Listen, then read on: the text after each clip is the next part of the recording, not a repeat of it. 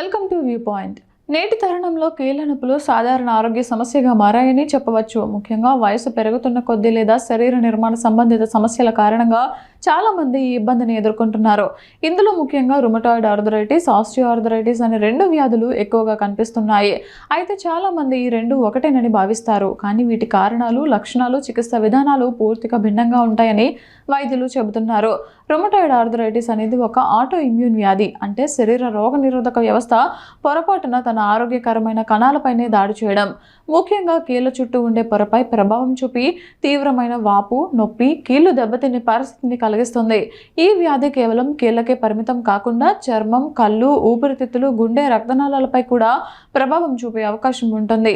అందుకే దీనిని దీర్ఘకాలికంగా నియంత్రించడం చాలా ముఖ్యం. ఆర్థరైటిస్ లో ఇవి రెండు ప్రధాన రకాలు. ఇక ఆస్టియోఆర్థరైటిస్ మాత్రం వయసు, అధిక వినియోగం లేదా కీళ్లపై ఒత్తిడి కారణంగా ఏర్పడే సమస్య. కీళ్ల మధ్య ఉండే కార్టిలేజ్ క్రమంగా దెబ్బతినడం వల్ల ఎముకలు ఒకదానికొకటి రుద్దుకోవడం మొదలవుతుంది.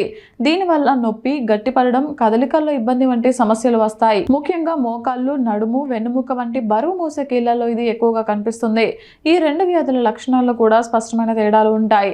రుమటాయిడ్ ఆర్థరైటిస్ లో ఉదయం లేవగానే గంటల పాటు కీళ్లు గట్టిపడడం కనిపిస్తుంది.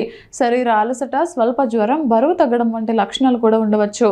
ముఖ్యంగా శరీరంలోని రెండు వైపులా ఒకే కీళ్లు ప్రభావితం అవడం దీని ప్రత్యేక లక్షణం. ఆస్టియోఆర్థరైటిస్ లో అయితే కదలికలు చేసినప్పుడు నొప్పి పెరగడం, విశ్రాంతి తీసుకుంటే కొంత ఉపశమనం కలగడం కనిపిస్తుంది. కొద్దిసేపు కూర్చున్న తర్వాత లేదా నిద్రలేచినప్పుడు తాత్కాలికంగా కీళ్లు గట్టిగా అనిపిస్తాయి.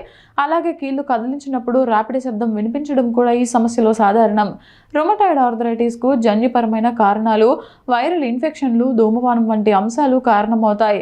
ఇక ఆస్టియోఆర్థరైటిస్ కు వయస్సు, అధిక బరువు, పాత గాయాలు, ఒకే విధమైన శారీరక పనులు ఎక్కువ కాలం చేయడం వంటి కారణాలు ప్రధానంగా ఉంటాయి.